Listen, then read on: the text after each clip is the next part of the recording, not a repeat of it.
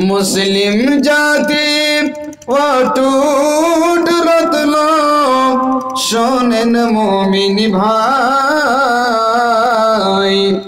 উৎপীড়নে ঈমান বৃদ্ধি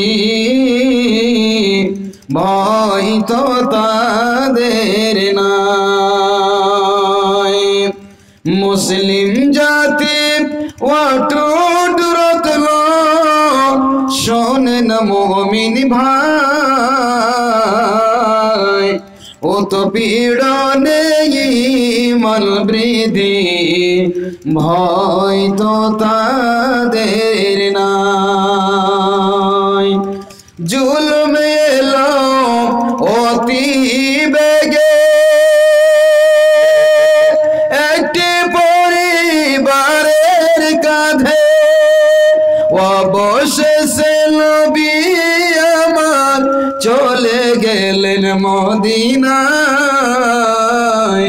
উৎপীড়নে ঈমান বৃদ্ধি ভয় তো তাদের নাই। মুসলিম জাতি অটুট রত্ন শোনেন মুমিন ভাই, উৎপীড়নে ঈমান বৃদ্ধি ভয় তো তাদের নাই। সম্মানিত আজকের সভার সুযোগ্য সভাপতি, উপস্থিত ওলামায়ে কিরাম, সামনে বসে থাকা দিনদার পরেশগার, ইসলাম প্রিয় দিন প্রিয় ভাই আমার, বয়স্ক আব্বাজানেরা, তরুণ যুবকেরা, এক পাশে বসে থাকা আল্লাহওয়ালি মা ও বোনেরাও, সকলকে জানাই গভীর রাত্রে অন্তর থেকে ভালোবাসা অভিনন্দন। আসসালামু আলাইকুম ওয়া রাহমাতুল্লাহ। সর্বাগ্রে মহামনিবের দরবারে গভীর রাত্রে জানাই শুকরিয়া কিবরিয়াই বাড়াই যে মহান আল্লাহ আজ আমাদেরকে এই একটি জলসায় এসে দু চারটি হাদিস কোরআনের কথা শোনা তথা বলার তৌফিক এনায়েত করেছেন। আল্লাহর শুকরিয়া আদায় করতে গিয়ে মহব্বতের সাথে বলুন একবার আলহামদুলিল্লাহ।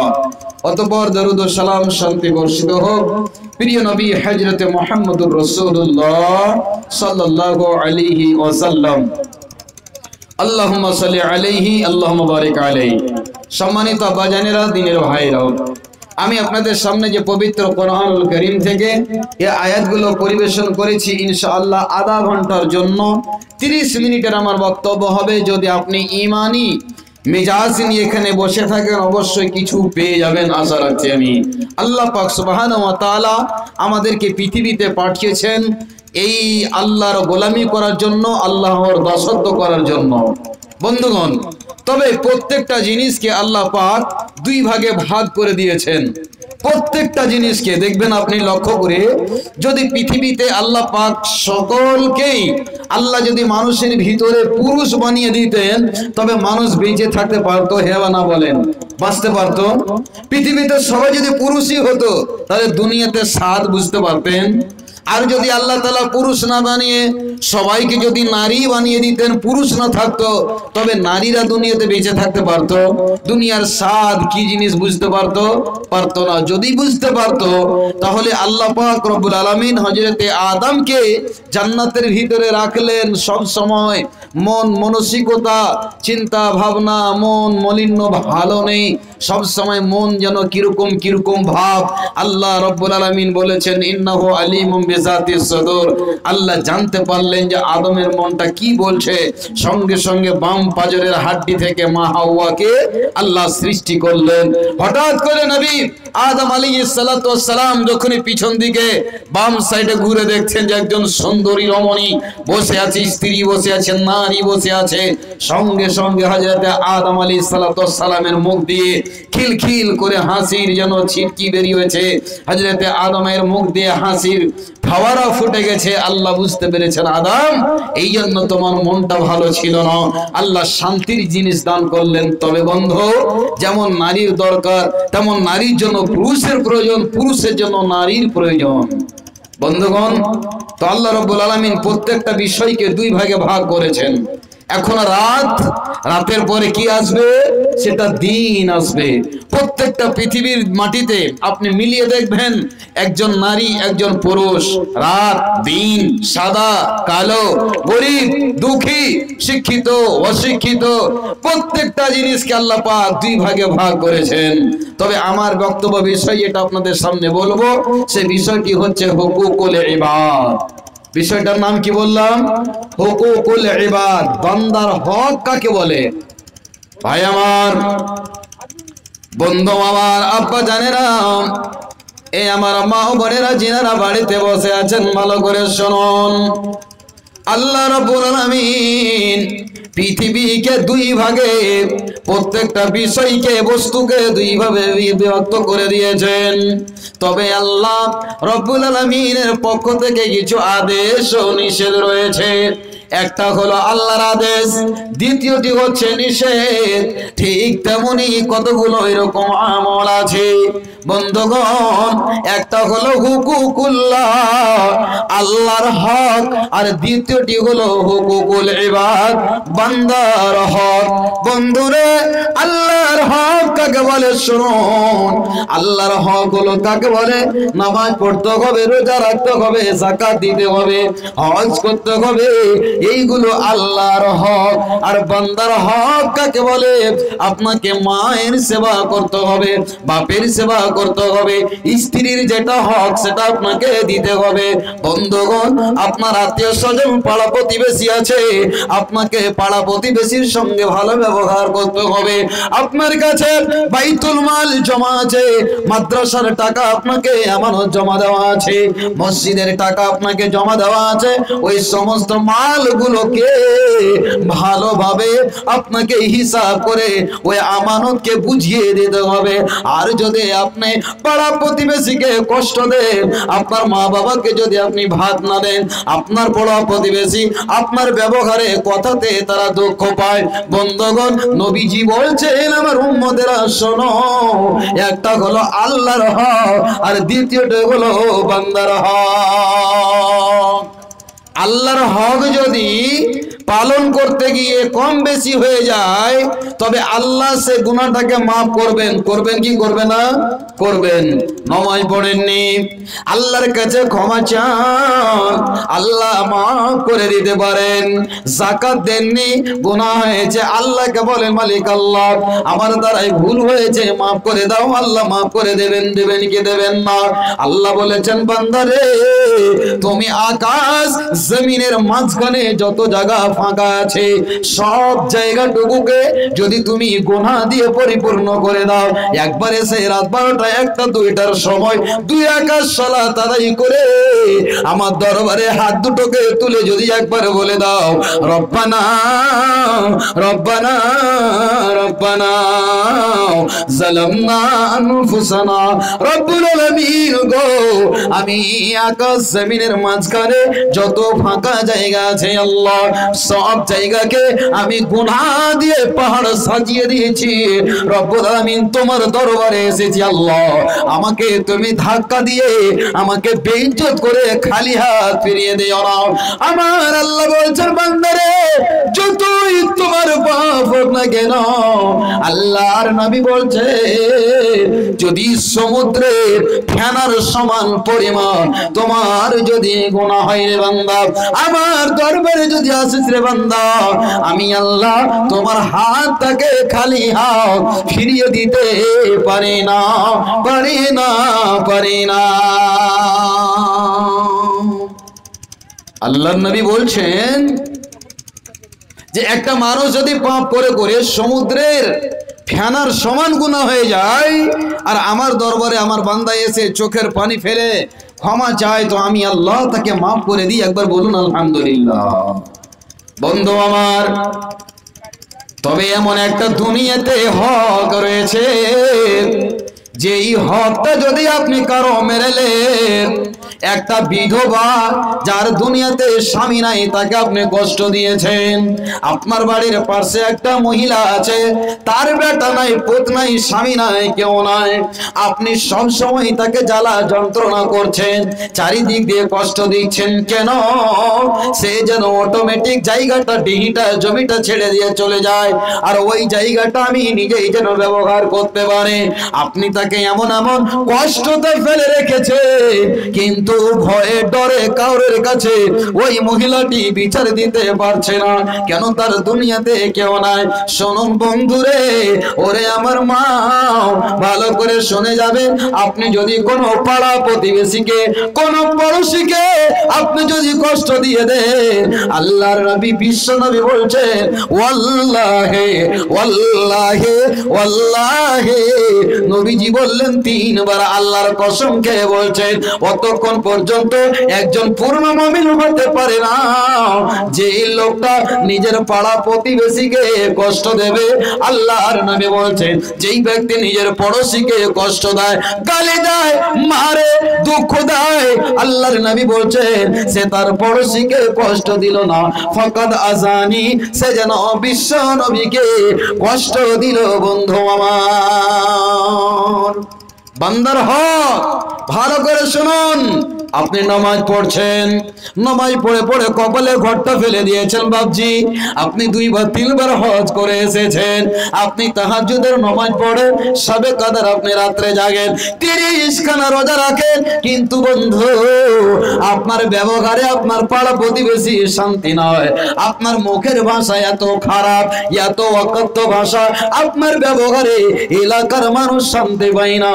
আল্লাহর নবী বলছেন, ওরে হাজী সাহেব, তুমি 10 বার যদি হজ করো, এই হজ তোমার কাজে লাগবে না, তোমার রোজা কাজে লাগবে না, তোমার নামাজ কাজে লাগবে না। এই জন্য লাগবে না, তোমার ব্যবহারে তোমার পাড়া প্রতিবেশী বড় কষ্টতে আছে।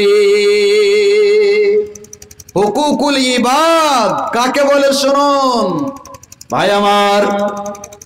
বান্দা যদি আপনার উপরে কোনো দাবি রেখে দেয়, যদি কোন বান্দা আল্লাহর কাঠগড়াতে, আল্লাহর আদালতে যদি বিচার দিয়ে দেয়, আল্লাহ আমি একজন গরিব মানুষ, আমাকে লোকটা কেন এইভাবে জ্বালা যন্ত্রণা করছে।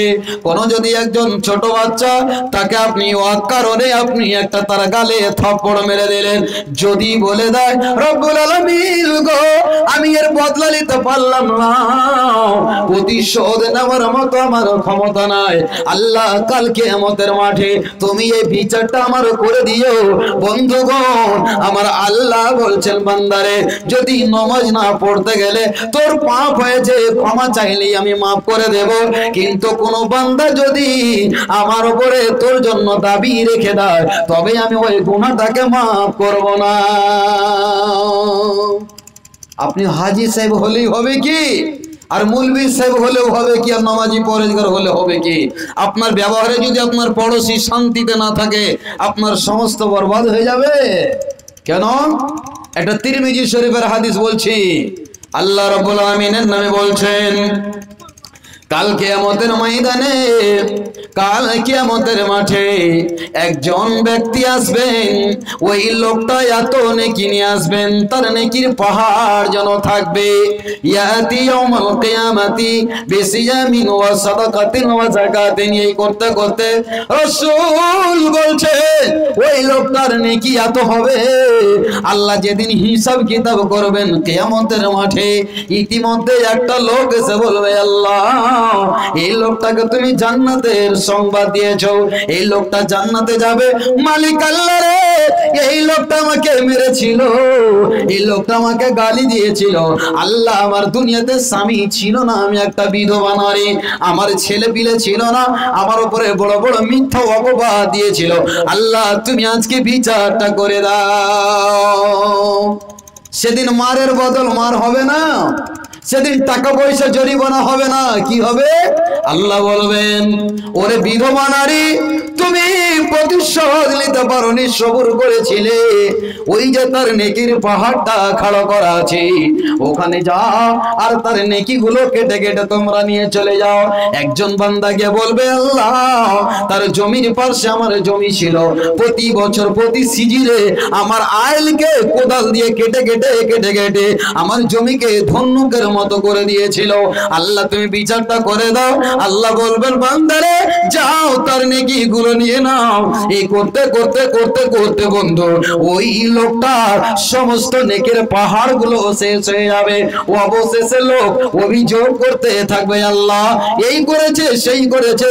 তখন তার যে নেকি আর নাই, তখন বলবে, তোমার গুনাহগুলো ওর ঢেরিতে গিয়ে লাগিয়ে দাও। অবশেষে বন্ধুরে নবীজি বলছেন, সুম্মা তুরিহা ফিন্নার, ওই নেকির পাহাড় করনে ওয়ালা লোকটাকে অবশেষে জাহান্নামে ধাক্কা দিয়ে ফেরেশতারা টানতে টানতে নিয়ে চলে যাবে। একবার বলুন সুবহানাল্লাহ। এটা হলো বান্দার হক। আপনি যদি কষ্ট দিয়ে রাখেন, আল্লাহর কাছে যদি বিচার চেহেলায়, তাহলে সব নষ্ট হয়ে যাবে। বন্ধু, একটা কথা বলে আমার বক্তব্য শেষ করছি। আল্লাহ রাসূল সাল্লাল্লাহু আলাইহি সাল্লাম বলছেন, 3 প্রকারের মানুষের দোয়া আল্লাহর কাছে কবুল হয়ে যায় সঙ্গে সঙ্গে। আপনাদের জানা আছে, বলতে পারবেন কয় প্রকারের মানুষের দোয়া? 3 প্রকার। 3 প্রকার বান্দার দোয়া আল্লাহর কাছে একদম ডাইরেক্ট কবুল হয়ে যায়, কোনো পর্দা লাগে না, সরাসরি কবুল হয়। নাম্বার 1, নবীজি বলছেন, একজন যদি মুসাফির দোয়া করে দেয়, মুমিন যদি হয়, আমি যদি প্রকৃত নামাজি হয়ে পরেশগার হই, আপনাদের জন্য যে দোয়াটা করব আল্লাহ সঙ্গে সঙ্গে কবুল করবে। একবার বলুন সুবহানাল্লাহ। সাহাবারা জিজ্ঞাসা করলেন, নবী গো, দ্বিতীয় নম্বরে কোন লোকটার দোয়া আল্লাহর কাছে কবুল হবে? আল্লাহর নবী বললেন, তোমাদের মা এবং বাবা আল্লাহর দরবারে সন্তানের জন্য যেটাই দোয়া করবে, সে যদি দোয়া দিয়ে দেয়, তবে ওই দোয়াটাও আল্লাহর কাছে কবুল হবে। আর যদি ভালো দোয়া দিয়ে দেয়, ওই দোয়াটাও আল্লাহর কাছে কবুল হবে। মা বাপের দোয়া সন্তানের জন্য লাগে কি লাগে না? লাগবে। যদি আপনার মা বলে দেয়, আল্লাহ আমার ছেলেকে দুধে ভাতে খাওয়ায় আল্লাহ, এই দোয়াটা সঙ্গে সঙ্গে কারেন্টের মতো কবুল হয়ে যায়। অন্যান্য লোককে আমরা দেখতে পাই গ্রামে, সমাজে, পাড়া প্রতিবেশীতে, একই মায়ের 5টা সন্তান, 4টা ভাইকে দেখেন হাই হাই দই দই করে বেড়াচ্ছে, খাটছে কি করছে, কিন্তু জুটে না, এদিক টানতো ওই দিক উদাম হয়ে যায়। কিন্তু আর একজন ভাইকে দেখেন আল্লাহ খুব সুখে রেখেছে, বলেন ভাই কি করছেন? আল্লাহ খুব ভালো রেখেছেন। কেন? আমার 4টা ভাই দেখেন সারা জীবন হাই হাই করছে, পেট ভরে না, আল্লাহ আমাকে খুব সুখে রেখেছে, মা বাপের দোয়া আছে। কথাটা বলে না? বলে কি বলে না? আরে এই কথাগুলো আপনাদের এলাকায় নাই? এই কথাটা বলে কেন? ওই যে মা বলেছে, আমার ছেলেকে তুমি দুধ ভাতে খাওয়াই আল্লাহ। বন্ধুগণ, নবীজি বললেন, দ্বিতীয় নম্বর হলো, তৃতীয় নম্বর কে হবে? একটা মুসাফিরের দোয়া, একটা মা বাপের দোয়া সন্তানের জন্য কবুল হয়ে যাবে, তো কোনো সন্দেহ নাই। 3 নম্বর কে? যে ব্যক্তিটা হলো মাজলুম ব্যক্তি, যার উপরে আপনি বিনা কারণে জুলুম করছেন, কোনো দরকার নাই, কোনো কারণ নাই, ও কারণে আপনি তার উপরে জুলুম করছেন। আল্লাহ বলছেন, মাজলুম ব্যক্তি যদি আল্লাহ দরবারে হাত তুলে দেয়, তবে আল্লাহ বলছে আমি ওই দোয়াটাকে কবুল করে নেব। ভালো করে শুনুন, মারওয়ান বিন হাকাম খেলাফতে দৌরে খেলাফত, সে সময়ে রাজত্ব চালাতেন মারওয়ান বিন হাকাম। তার কাছে একজন গরিব মহিলা, একজন বুড়ি বৃদ্ধা মহিলা এসে বিচার দিয়েছে। কাকে? তো মারওয়ান বিন হাকামকে। কি বিচার দিয়েছে? মারওয়ান বিন হাকাম, আপনি তো এ দেশের বর্তমানে রাষ্ট্রপতি, আপনার কাছে আমি একটা বিচার নিয়ে এসেছি। আমার বাড়ির পাশে একজন লোক আছে, যার নাম হলো সাঈদ বিন যায়েদ। সাঈদ বিন যায়েদ লোকটা আমার একটা জমিকে হড়প করে নিয়েছে, মানে বেমানি করে নিয়েছে। আল্লাহু আকবার। তো সাঈদ বিন যায়েদ সাহাবীটাকে যদি আপনারা চিনেন বা শুনেন তো অবাক হবেন। আহারে যেমন তেমন সাহাবা নয়, আল্লাহর নবী 10 জন সাহাবাকে জান্নাতের সুসংবাদ দিয়েছেন নাম ডেকে ডেকে বলে বলে। আল্লাহর নবী ওই 10 জনের ভেতরে সাঈদ বিন যায়েদের নামটাও বলেছিলেন ইনি জান্নাতে। ওই জান্নাতি সাহাবার ব্যাপারে এত বড় ইলজাম, ওই বৃদ্ধা মহিলাটি এসে মারওয়ান বিন হাকামের দরবারে বিচার দিয়েছে। এবার মারওয়ান বিন হাকাম ওই সাঈদ বিন যায়েদকে ডেকে পাঠিয়েছেন। এবার এসেছেন, আসার পরে বলছেন যাবো না, বলুন তো কেন আমাকে ডেকেছেন, কি হয়েছে, আমাকে কেন ডাকলেন? এবার মারওয়ান বিন হাকাম বলছেন তুমি নাকি এই বৃদ্ধা মহিলার জমিনটাকে দাবিয়ে তুমি নিয়ে নিয়েছো, বেঈমানি করে নিয়েছো। আল্লাহু আকবার।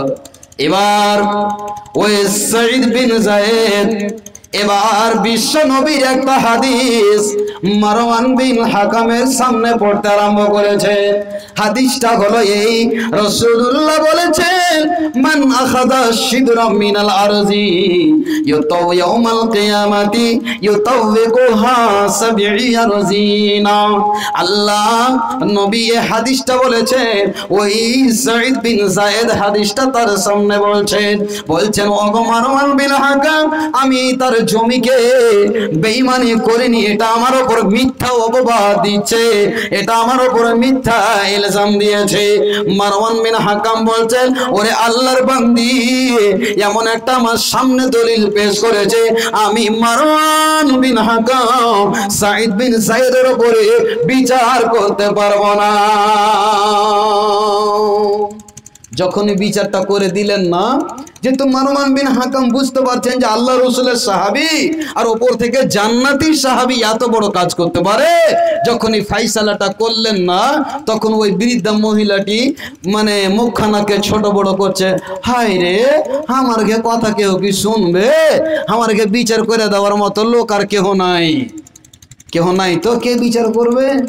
আল্লাহু আকবার।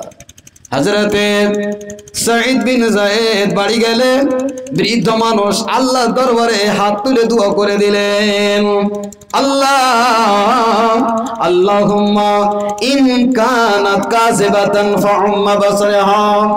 আল্লাহ গো, যদি এই ব্যাপারে ওই বৃদ্ধা মহিলাটা মিথ্যা হয়, বেঈমান হয়, আর আমি যদি সত্য হই গো আল্লাহ রব্বুল আলামিন, তুমি ওই মহিলাটাকে অন্ধ করে দাও, 2 চোখের কানা করে দিও। আল্লাহ রব্বুল আলামিন সঙ্গে সঙ্গে দোয়াটাকে কবুল করলেন। একবার বলুন সুবহানাল্লাহ। কেননা নবীজির সাহাবা আর জান্নাতের সার্টিফিকেট পাওয়া সাহাবা দোয়াটা করলেন, কিছুদিনের ভিতরে ওই মহিলাটি 2টি চক্ষু বন্ধ হয়ে গেল। এবার যেন টাটি ধরে হাঁটে, এবার খুঁটি ধরে হাঁটে, মানুষের লাঠির সাহারা ধরে হাঁটে। গ্রামের এলাকার লোকেরা বলে, হে খালা, আগে ফুফু তুই কেন কানা হয়ে গেলি, তুই তো চক্ষু বালা ছিলি, কি ব্যাপার, কেন তোর চোখ কানা হয়ে গেল?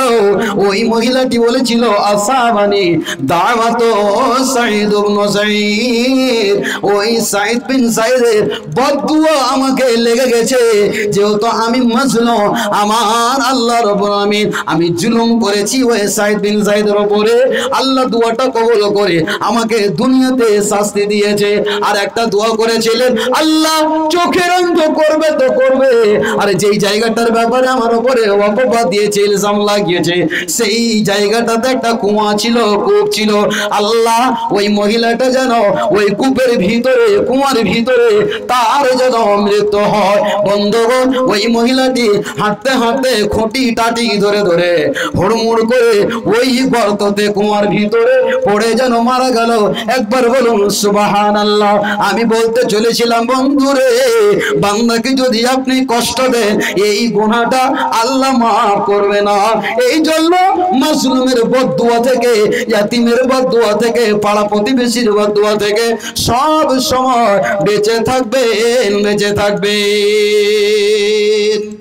বন্ধু, আপনাকে আর কিছু বেশি বলবো না, আমি এই কথাটা বলে আপনাকে পয়গাম ও মেসেজ দিতে চাই, হুকুকুল ইবাদ বিশাল ব্যাপার।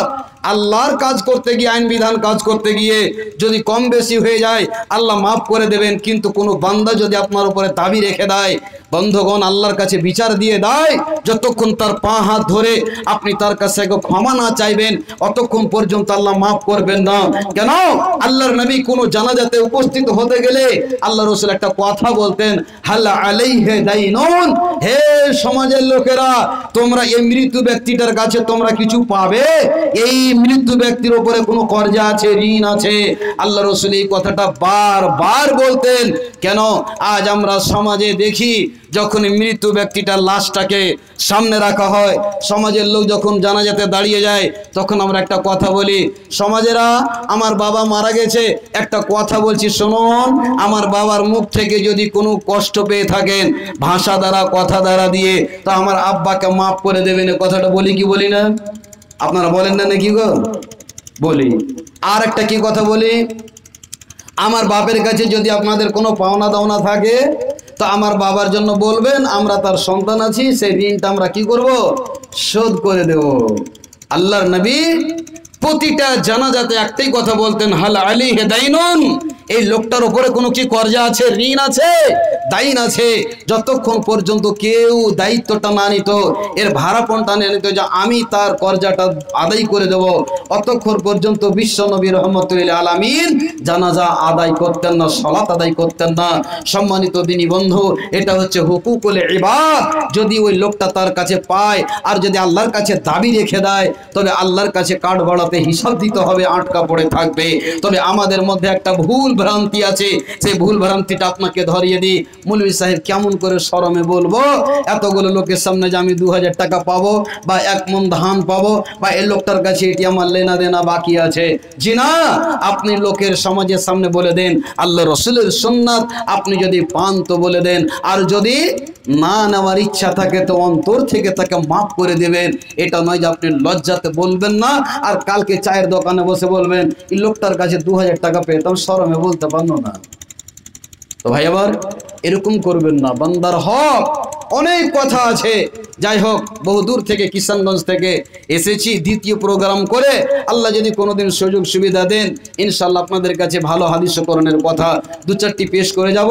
আল্লাহ পাকের কাছে দোয়া করি, আল্লাহ আলামিন আমাদেরকে শোনার বলার চেয়ে বেশি আমল করো, তুমি তৌফিক দান করো, বলুন আল্লাহুম্মা আমিন। তো ভাই, সবাইকে দিলেন আর সবাইকে খুশি করে গেলেন। তা আমি একজন সাধারণ জ্ঞানের মানুষ, ইনশাআল্লাহ আমাকেও আপনারা খুশি করে আর হাসিয়ে আনন্দ দিয়ে আপনারা পাঠাবেন ইনশাআল্লাহ। আল্লাহ পাক প্রত্যেকটা মানুষের উপরে কয় ওয়াক্ত নামাজ ফরজ করেছেন, একটা উত্তর দেন তো ভাইরা আমার। কয় ওয়াক্ত নামাজ? আচ্ছা, আপনার পূর্ণিয়া ডিস্ট্রিক্টে কয় ওয়াক্ত নামাজ আল্লাহ ফরজ করেছে? 5 ওয়াক্তের। ঠিক, একদম রাইট অ্যান্সার। 100টা করে টাকা 5টা লোক উঠেন তো, বেশি নয়।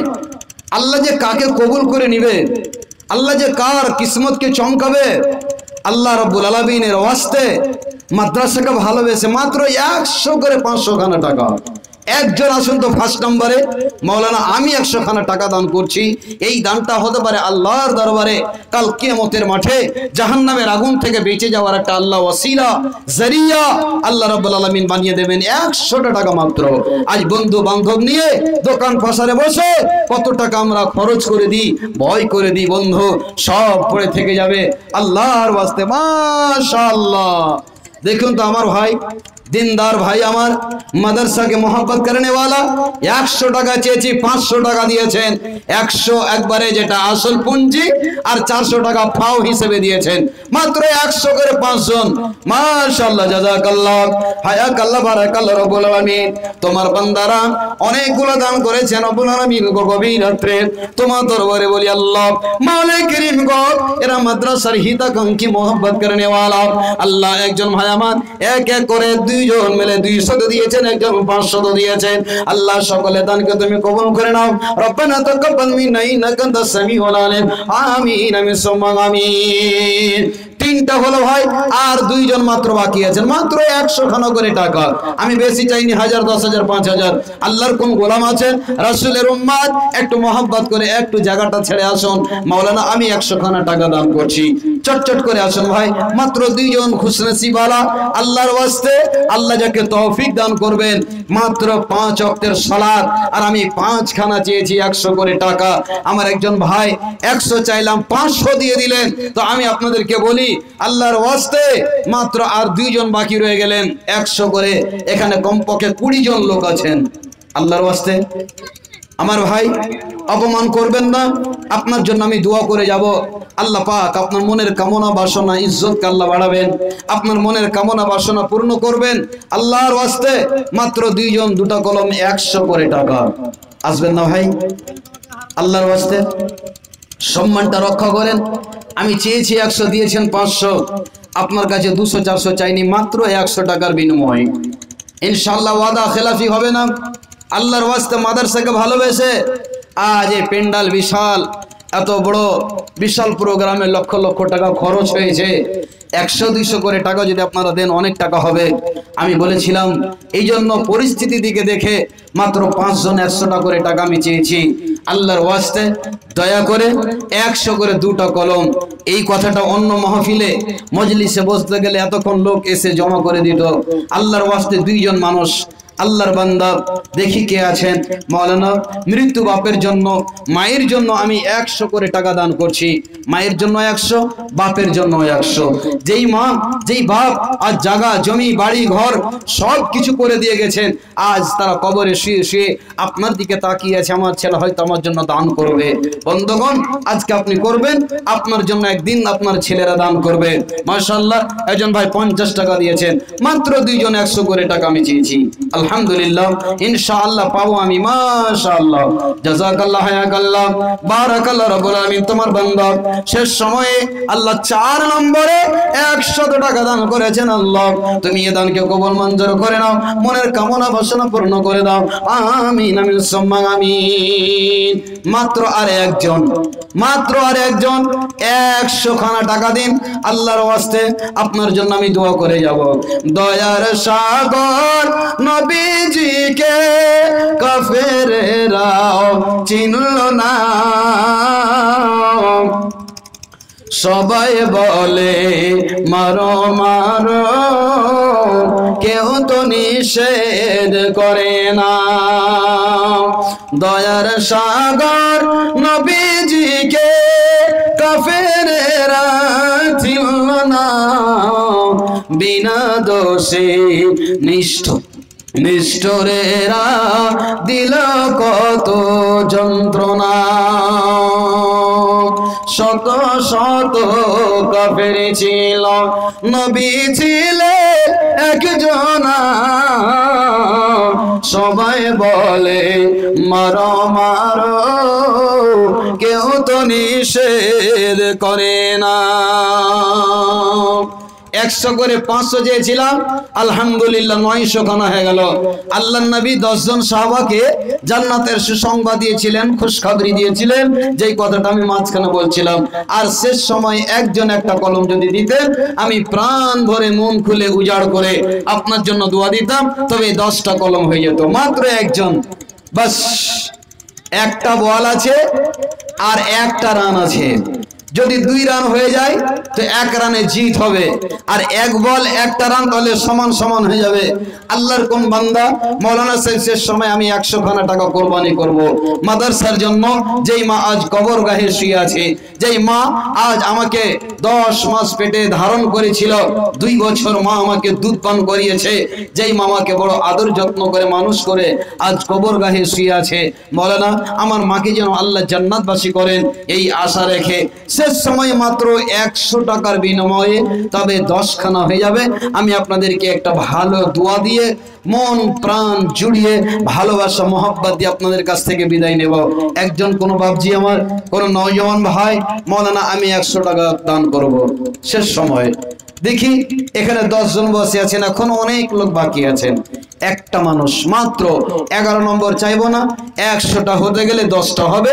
সালাম দিয়ে আপনাদের কাছ থেকে বিদায় হয়ে যাব। আল্লাহর ওয়াস্তে দেখি একটু, আল্লাহর ওয়াস্তে মাত্র 100টা টাকা কোরবানি করতে এত ভারী বন্ধু। এখানে কোনো অসুখ যদি হয়ে যায়, হাজার হাজার টাকা বয় হয়ে যাবে। কোথায় চলে যাবে টের পাবেন না। আর ডক্টরকে স্যার বলবেন, ওপর থেকে বাবু বাবু বলবেন, আর টাকাও দিয়ে আসবেন। আর এখানে আপনি 100 টাকা দেবেন তো শয়তান আপনাকে বাধা দিচ্ছে। শয়তানের মুখে লাত জুতা মেরে একটু মাদ্রাসা দিকে এগিয়ে মাত্র 100 খানা টাকা বিনিময়ে আল্লাহর ওয়াস্তে মাদ্রাসাকে ভালোবেসে, তবে আমার মনের আশাটা পুরা হয়ে যাবে। মাত্র একজন, দুইজন চাইবো না বন্ধু। 100 টাকা কি ভারী হয়ে গেল ভাই? 10,000 চেয়েছি, 20,000 চেয়েছি, জি না, মাত্র 100 খানা টাকা। আল্লাহু আকবার। আজ মানুষ যারা নেশা পান করে, গুটকা আর রজনীবাস আর মধু আর মস্তবা আর রজনীগন্ধা, বিড়ি, সিগারেট, গুল, খাইনি, চা, প্রতিদিন 100টা করে টাকা তার বিল হয়ে যায়। বন্ধু, প্রতিটা মাসে যারা অ্যান্ড্রয়েড মোবাইল চালাচ্ছেন 250 করে টাকা, 239 টাকা করে প্রতি মাসে আপনি রিচার্জ করে বয় করছেন কি করেন না? তবে যদি 250 টাকা করে হয় তো 12 মাসে কতটি টাকা আপনি ক্ষয় করছেন হিসাব করেছেন? আল্লাহু আকবার। একটা মাসের রিচার্জ যদি কোনো মাদ্রাসা মসজিদে দেন তো আপনার ইমানটাও রিচার্জ হবে, বাড়বে। আর এমন জিনিসের জন্য আপনি রিচার্জ করছেন যে পকেট থেকে টাকাও শেষ করছেন, আর ওপর থেকে মোবাইল থেকে জঘন্য ন্যাংটা ইংরেজ ছবি, ব্লু ফিল্ম দেখে আপনি সারা রাত কাটাচ্ছেন, আর গুনহার বস্তাটাকে ফুল করে হাসরের মাঠে আপনি পাড়া দেবেন। বন্ধু, আপনাকে বলতে চাই, এই টাকাগুলো আল্লাহর ওয়াস্তে আপনারা দানগুলো দিয়ে যাবেন, মাদ্রাসাকে ভালোবেসে যাবেন। আলহামদুলিল্লাহ, আমি 5 খানা চেয়েছিলাম, 10 খানা হয়ে গেল। আল্লাহ রাব্বুল আলামিন আপনাদেরকে চিরসুখীর জীবন দান করুন। বলুন আল্লাহুম্মা আমিন, আল্লাহুম্মা আমিন। ইয়া রাব্বে কারীম, এই জালসাকে তুমি কবুল করো। যিনারা এখন পর্যন্ত বসে আছেন আল্লাহ, তাদেরকে তুমি কবুল করে নাও, জীবনের সমস্ত পাপ রাশি মাফ করে দাও। আকুলু কওলি হাযা আস্তাগফিরুল্লাহ লি ওয়া লাকুম ওয়া লিসাইরিল মুসলিমিন। আসসালামু আলাইকুম। তো ভাই, আমি বলছিলাম যে এই মাদ্রাসার ব্যাপারে এই বছর সেটিংয়ে হয়তো নিজামাতির কারণে আগে পিছে হয়ে গেল। ভবিষ্যৎ প্রোগ্রাম করলে পরামর্শ থেকে, মশওয়ারা থেকে আপনারা ভালোভাবে প্রোগ্রামটাকে পরিচালিত করবেন, তবে ঠিক পরিচালনা হিসেবে জালসা কামিয়াব হয়। জি, মাঝে যদি ভালো না হয় তো নৌকা এমনিতে ডুবে, প্যাসেঞ্জারকে নিয়ে সবকে ডুবে মরবে। মরবে কি মরবে না? আর যদি মাঝি ভালো হয় তো সব ঠিক থাকবে। তো যাই হোক, আমি শেষের সময় একটা গজল বলছি, দিয়ে আপনাদের কাছ থেকে বিদায় হব। আমার সাপ যাইয়া দিও মাগো নৌসারি সাজো, আমি যখন যাব মরে গোসল দিও যত্ন করে। ছেলে মায়ের কাছে আবদার করছে, আমি যখন যাব মরে গোসল দিও যত্ন করে। বিদায় বেলায় দিও মাগো তুমি পরায়া কাফন, আমার সাজাইয়া দিও মাগো নৌসারি সাজন।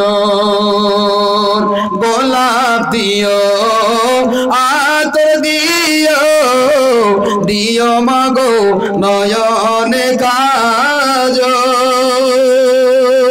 গোলাপ দিও, আতর দিও, দিও মাগো নয়নে কাজল। বিদায় বেলা সবুর করে নিও, কইরো না ক্রন্দন, আমার সাজাইয়া দিও মাগো নৌসারি সাজন। চারজনাতে কাঁধে করে নিয়ে যেও অন্ধ করে। দুয়া করিও খোদার কাছে আমার লাগিয়া, সুখে যেন রাখেন আল্লাহ আমায় চিরঞ্জন আমার সাজাইয়া দিও মাগো নওশারি সাজন গলা দিও আতর দিও দিও মাগো নয়নে কাজল বিদায় বেলায় সবুর করে নিও কইরো না ক্রন্দন আমার সাজাইয়া দিও মাগো নওশারি সাজন। আসসালামু আলাইকুম ওয়া রাহমাতুল্লাহ।